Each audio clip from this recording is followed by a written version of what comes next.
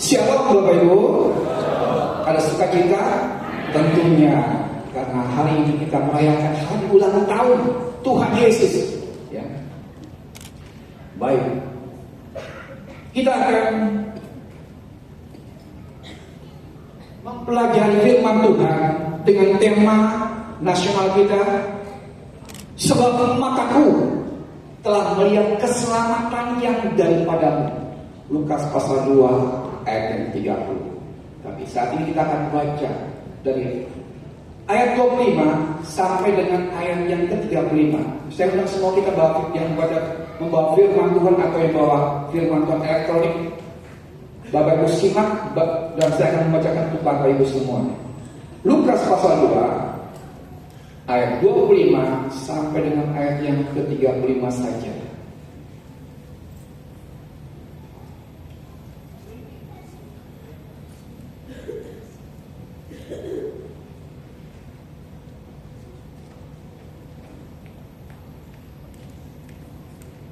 Yang sudah dapat katakan amin. Saya akan bacakan untuk Bapak Ibu semua. Demikian firman Tuhan. Saya menggunakan TB2 Bapak Ibu ya. TB2.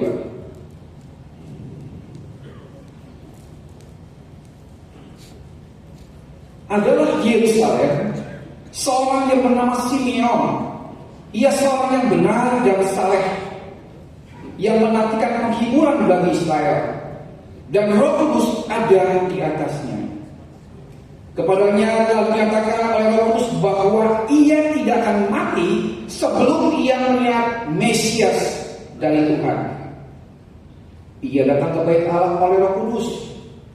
Ketika Yesus anak itu dibawa masuk oleh orang tuanya untuk melakukan kepadanya apa yang ditentukan hukum Taurat, ia menyambut anak itu dan menggendongnya sambil memuji Allah, katanya, "Sekarang Tuhan, biarkanlah hamba-Mu ini pergi dalam damai sesuai dengan firman-Mu, sebab mataku telah melihat keselamatan yang datang dari-Mu, yang telah Engkau sediakan di hadapan segala bangsa, yaitu terang yang menjadi penyataanmu bagi bangsa-bangsa lain dan menjadi kemuliaan bagi umat-Mu Israel."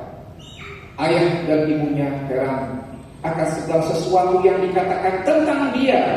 Lalu Simeon memberkati mereka dan berkata kepada Maria, ibu anak itu, "Sesungguhnya anak ini ditentukan untuk menjatuhkan dan membangkitkan banyak orang Israel, dan untuk menjadi suatu tanda menimbulkan perbanggahan, supaya menjadi nyata pikiran hati banyak orang. Suatu pedang juga akan menembus jiwamu sendiri. Berbahagialah mereka yang membaca, mendengarkan, serta melakukan firman Tuhan ini dalam kehidupannya hari lepas hari." Saya katakan tadi tema kita mengatakan sebab mataku, makanya Simeon telah melihat keselamatan yang daripadamu. Ya. Kalau kita melihat konteks Lukas pasal 2 ayat 25 sampai 35, ini suatu peristiwa di mana Tuhan Yesus itu dan peristiwa Maria dan Yusuf membawa Tuhan Yesus ke Bait Allah yang ada di Yerusalem. Karena ini merupakan peraturan daripada hukum Taurat yang dikatakan dalam 13 ayat kedua, "Kuduskanlah bagiku semua anak sulung, semua yang lahir terdahulu dari kandungan pada orang Israel, baik pada manusia maupun pada hewan. Akulah yang punya mereka." Ini ada hubungannya dengan kasih setia Tuhan kepada bangsa Israel ketika mereka keluar dari Mesir.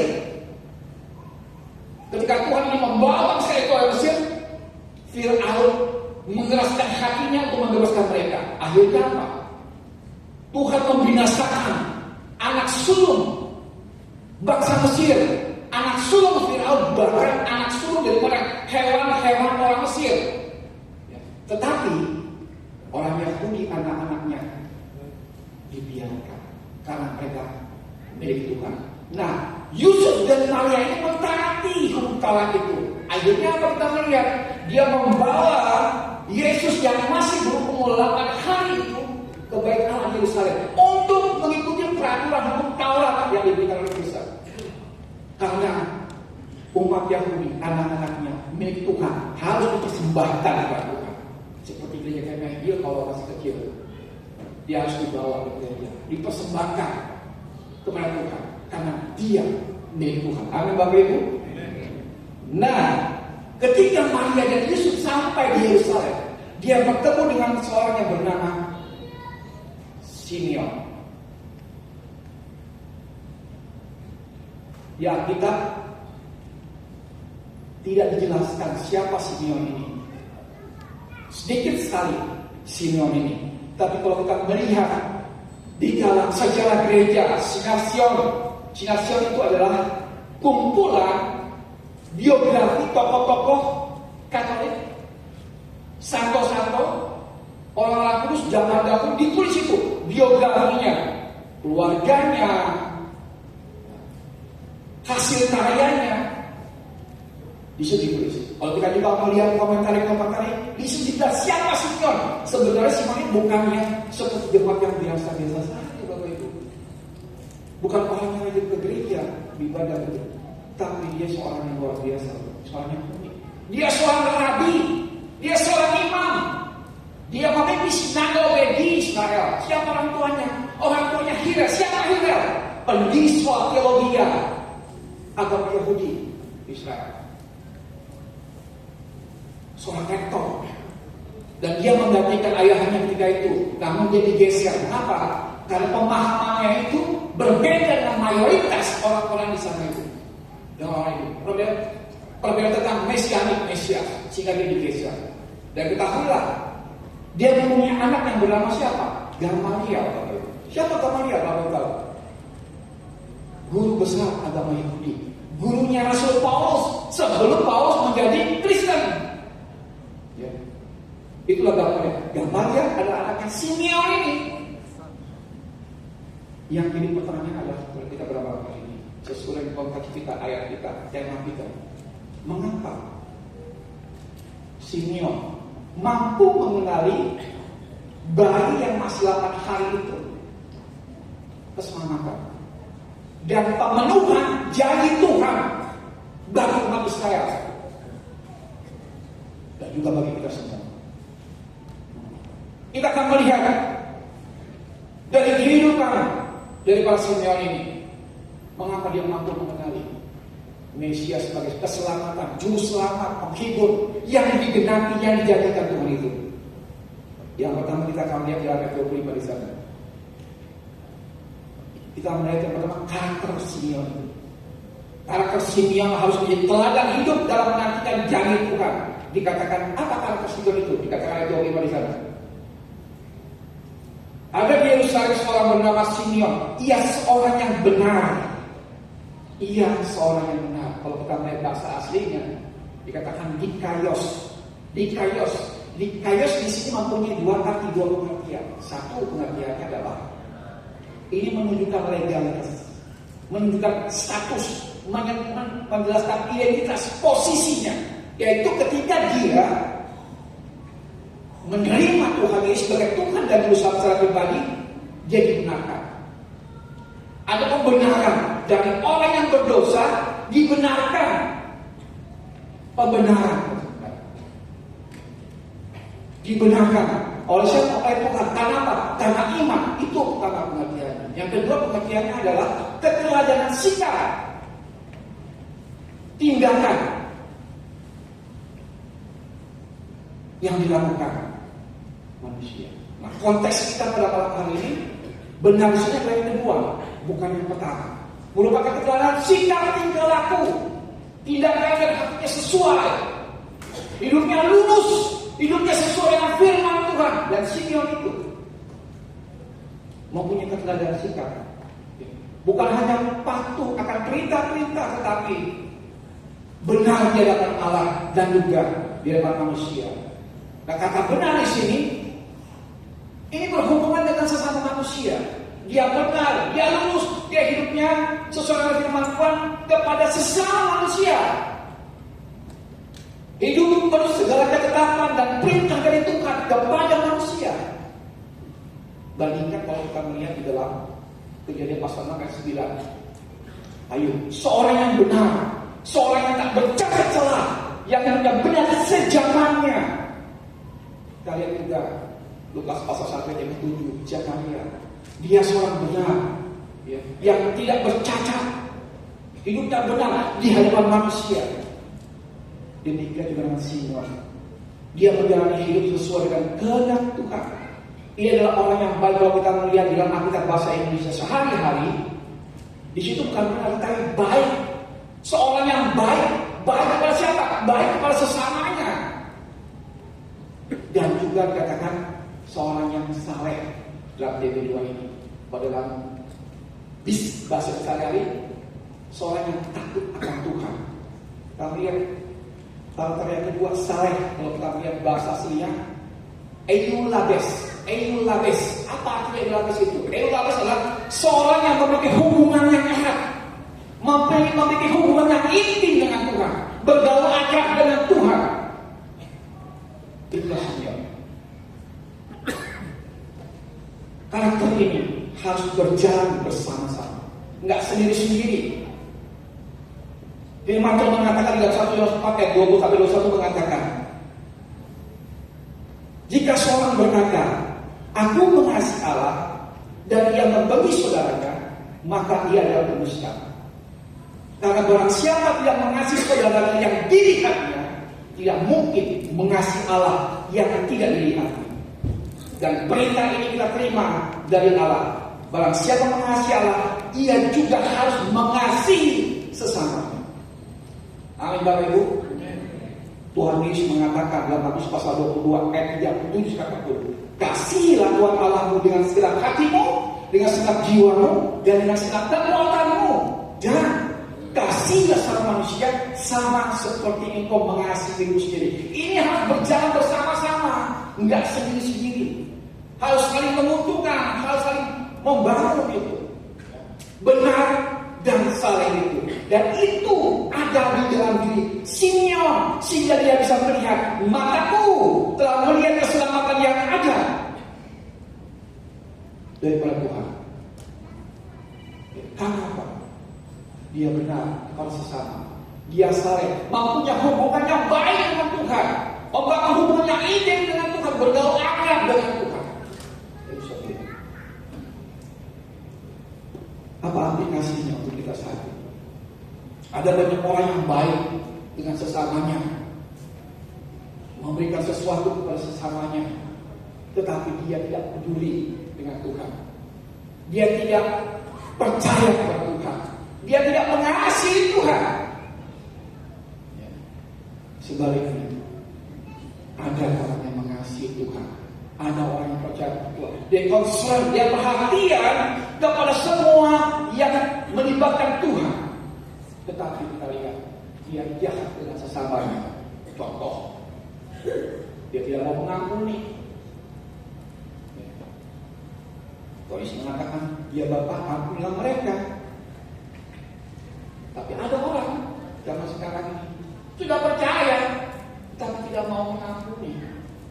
Ya. Masih suka berdusta, masih suka menipu, masih suka memfitnah, masih suka menyakiti hati sesamanya. Ya, ada. Tapi Simeon, kita lihat, dia seorang yang benar dan juga dia seorang yang saleh. Dia mengasihi sesamanya dan juga dia mengasihi Tuhan Allah. Bagaimana kita? Apakah kita sudah menjadi orang benar dan saleh, atau kita hanya menjadi orang yang benar saja atau saleh saja? Matthew Henry mengatakan karakter ini harus berjalan bersama-sama, saling mendukung, saling menguntungkan, mengasihi sesama dan juga mengasihi kepada Allah. Amin Bapak Ibu. Itulah yang para Simeon. Karakter yang ketiga kita lihat di situ. Dikatakan di dalam ayat yang ke-25.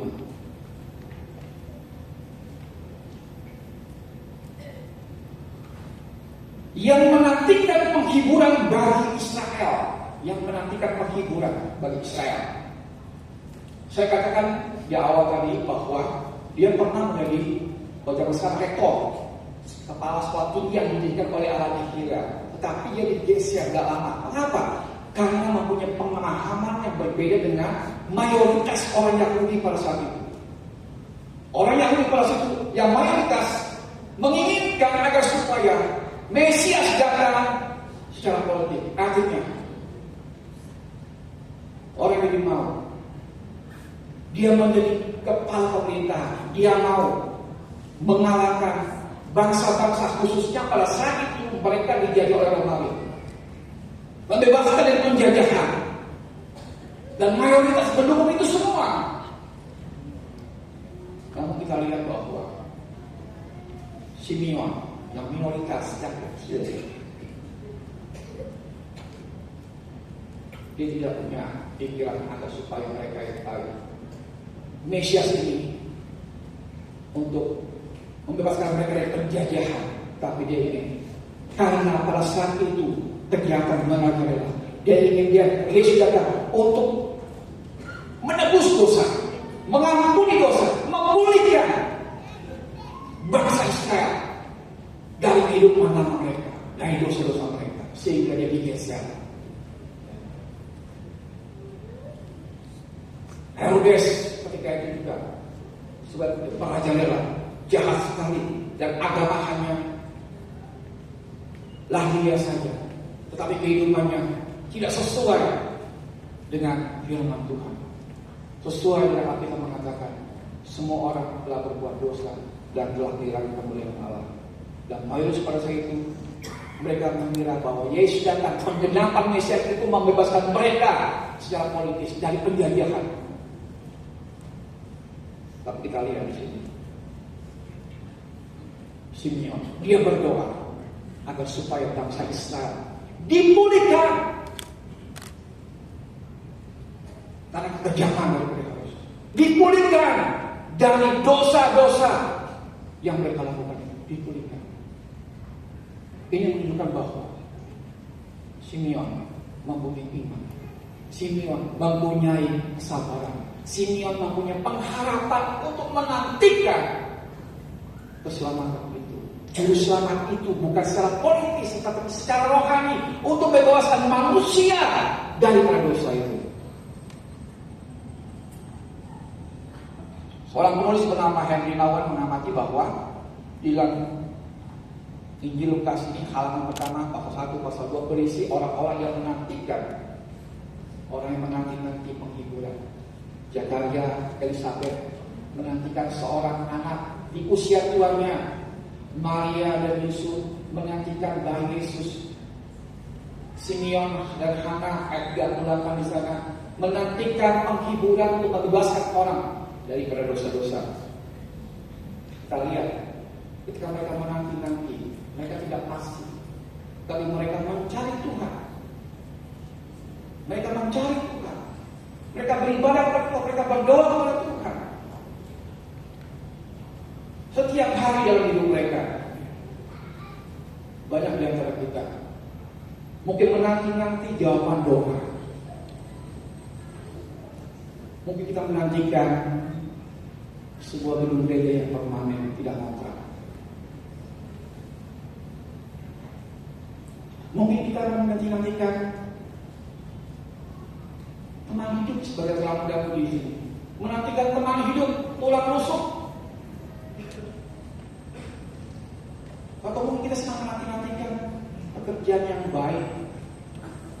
Atau kita sedang menanti-nantikan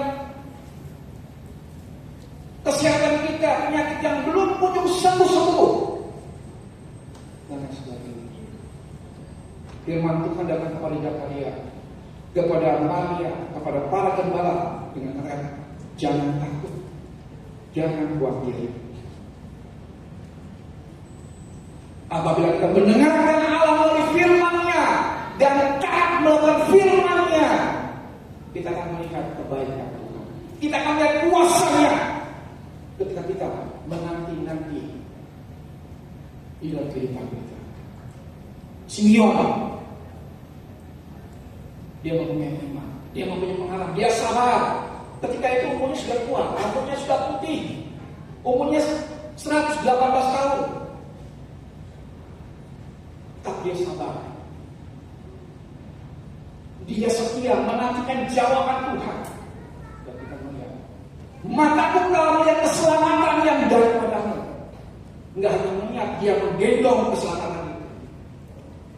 Penantian yang cukup panjang memerlukan kesabaran, memerlukan iman. Iman adalah dasar dari segala sesuatu yang kita harapkan dan bukti dari segala sesuatu yang kita ingat terjadi dalam kehidupan Simeon.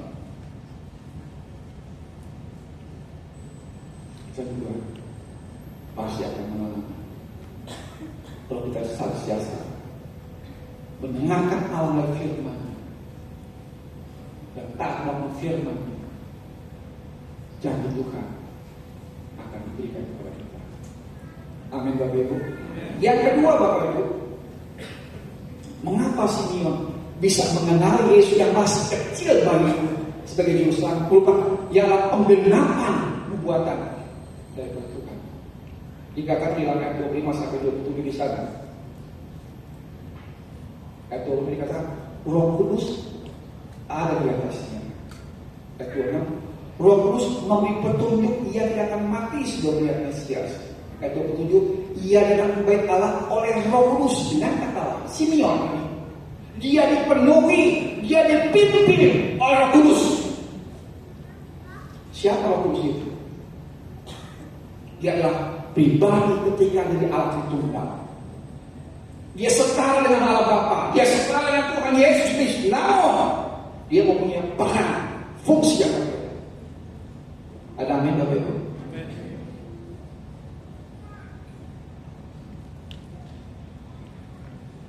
Betapa indahnya hidup yang dipenuhi, dipimpin oleh Roh Kudus.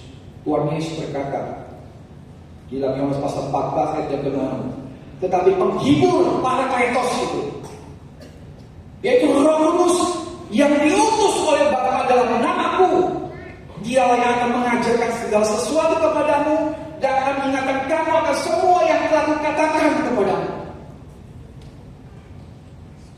Yesus pergi mengingatkan kita, tetapi dia minta seorang penolong yang lain, itu Roh Kudus yang akan mengajarkan kita segala sesuatu, yang akan mengingatkan kita akan semua yang telah dikatakan Tuhan kepada kita.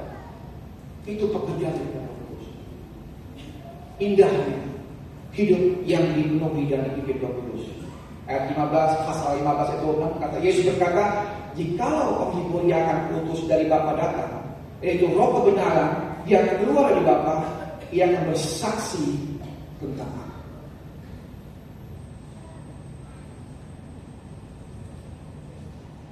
Aplikasinya dalam kehidupan kita zaman sekarang, pentingnya hidup dipimpin dan dipenuhi dengan Roh Kudus. Blaise Pascal mengatakan, di dalam kehidupan manusia ada suatu tempat yang kosong, dan tempat yang kosong itu seharusnya diisi oleh Roh Kudus.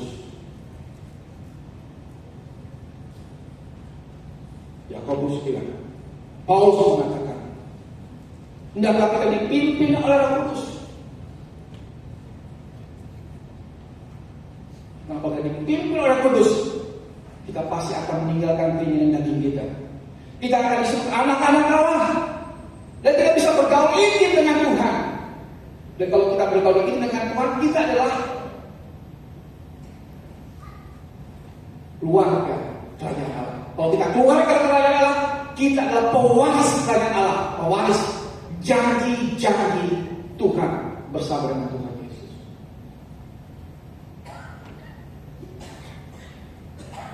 Banyak bagaimana cara kita bisa mengetahui Roh Kudus ada.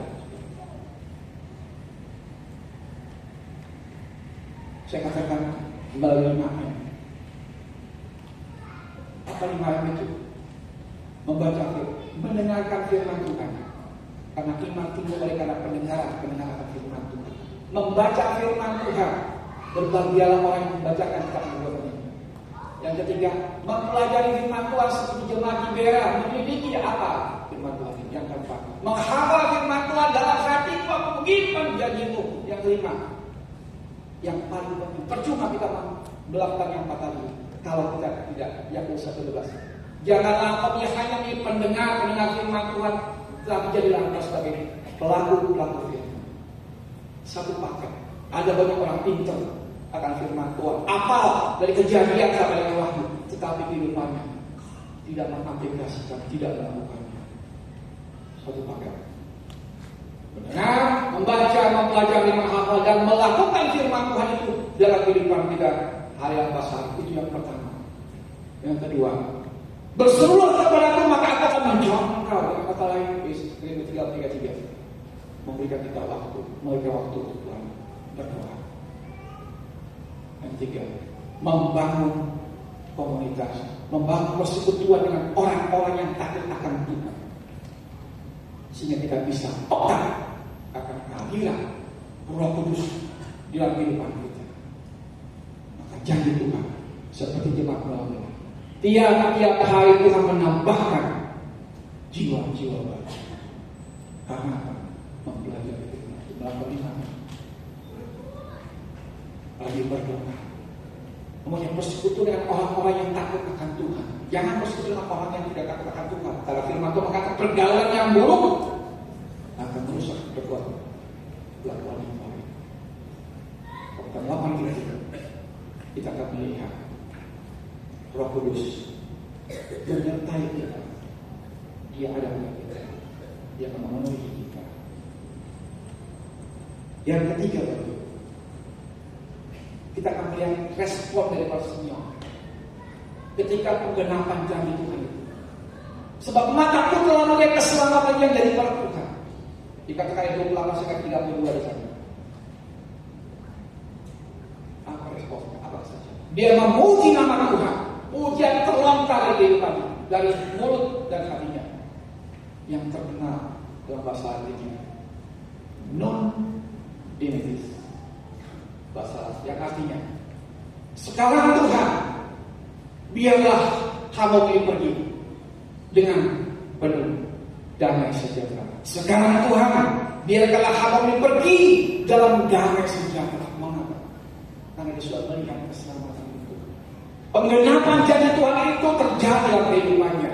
Ada cerita di balik ayat 29 ini.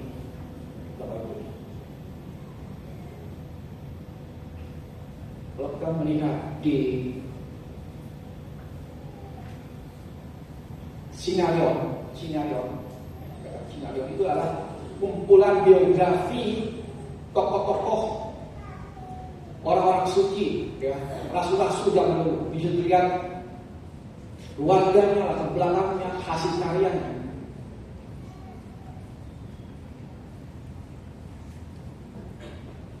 Ketika itu seorang raja yang bernama Ptolemeus abad ketiga, dia memanggil semua rabi-rabi yang ketemukan sebanyak 70 orang. Untuk apa? Menerjemahkan surat kitab Ibrani ke dalam kitab Yunani. Raja Ptolemeus menyuruh rabi sebanyak 70 orang untuk menerjemahkan kitab Perjanjian Lama bahasa Ibrani ke dalam bahasa Yunani yang terkenal dengan nama Septuaginta, kitab Septuaginta yang diberikan simbol LXX huruf besar. Disupertimakan ketika salah satunya Simeon A70, makanya KS. Ketika Simeon itu ingin menerjemahkan tiba dalam kitab Yesaya, khususnya Yesaya pasal 14, dia melihat di sana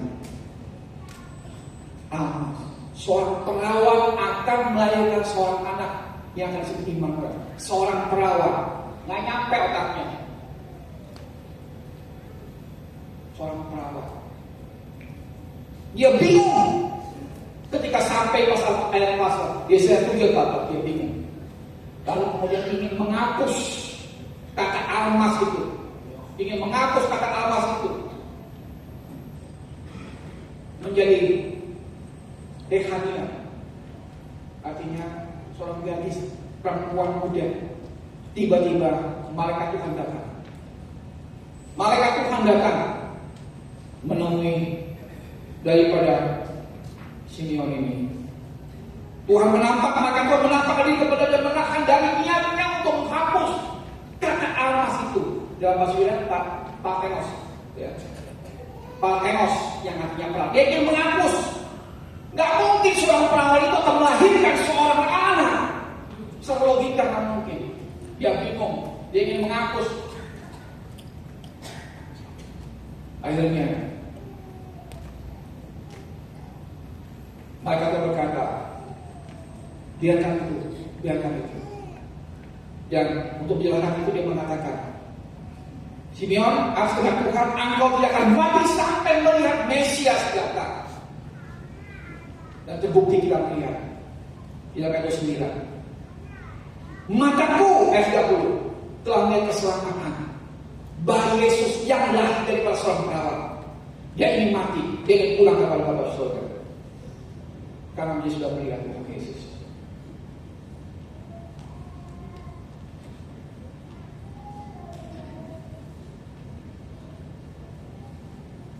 Yesus keselamatan adalah Yesus. Memang ada namanya, arti nama Yesus yaitu juru selamat yang diberikan malaikat kepada Maria dan Maria taat untuk menamakan Yesus. Jadi keselamatan hanya untuk Yesus Kristus yang kau disediakan bagi bangsa-bangsa yang tidak bisa. Dengan kata lain, keselamatan itu bukan sesuatu yang dicari, bukan sesuatu yang diupayakan, bukan sesuatu yang dihasilkan oleh manusia, tapi itu murni disediakan oleh Allah dengan cuma-cuma. Efesus 2 ayat 4 mengatakan, oleh karena kasih karunia kamu diselamatkan, itu bukan hasil usahamu, itu pemberian Allah, itu bukan hasil pekerjaan. Jangan ada orang yang mengatakan diri, itu murni pemberian Allah, bukan hasil perbuatan kita. Itu sebab dikatakan yang disediakan bagi bangsa-bangsa. Keselamatan daripada Allah yang berinisiatif, Allah yang memberikan dengan cuma-cuma. Karena itu jangan pernah kita berusaha untuk selamat dengan segala perbuatan baik kita. Karena keselamatan itu gratis, yang harus diterima dengan iman kita. Yesus sebagai terang untuk bangsa-bangsa ini menunjukkan bahwa Yesus itu bukan hanya untuk bangsa Israel, tapi dia inklusif. Kasih Allah itu tidak memandang ras, tidak memandang suku, tidak memandang bangsa. Semua orang perlu keselamatan. Bukan hanya bangsa Israel, terang bagi bangsa-bangsa. Mari, kalau kita tahu bahwa Yesus adalah terang bagi bangsa-bangsa, seperti pujian dari GKI Grogol, luar biasa. Mari kita keluar, memberitakan Injil kepada mereka yang belum mendengarkan firman Tuhan. Pesan Tuhan Yesus sudah meninggalkan dunia ini. Karena itu pergilah, jadikanlah semua bangsa muridku, baptislah mereka dalam nama Bapa, Putra dan Roh Kudus, dan ajar mereka melakukan segala sesuatu yang aku perintahkan kepadamu, dan ketahuilah aku menyertai engkau senantiasa sampai pada kesudahan zaman. Bagus, kalimat semangat. Beritakanlah firman Allah. Siap atau tidak siap aku. Kalau kamu menjadi saksiku, Yudea Samaria sampai ke bumi. Yesus 1 ayat 9. Bagikan Kristus. Kesimpulannya Bapak Ibu, bagaimana kita bisa mendapatkan peminatan dari Allah seperti ini? Harus mempunyai iman, harus mempunyai pengharapan, harus mempunyai kesetiaan dalam menantikan janji Tuhan. Percaya bahwa Tuhan Yesus adalah keselamatan kita. Keselamatan bukan karena perbuatan baik kita, tetapi pemberian Allah gratis. Respon kita yang harus kita lakukan. Keselamatan itu ada dua. Percaya atau tidak percaya. Dia percaya dibinasakan, dijatuhkan karena firman Tuhan. Kalau percaya, dia akan dibangkitkan, dia akan diselamatkan. Tidak ada netral, kecuali pilkada bisa golput. Untuk keselamatan ada dua. Percaya, selamat. Tidak percaya, lautan api dari mereka. Oleh karena itu, mari kita hidup benar dan saleh seperti Simeon. Percaya Tuhan Yesus adalah Juru Selamat, dan selalu dipenuhi dan dipimpin oleh Roh Kudus. Kiranya Tuhan Yesus memberkati kita semua. Amin.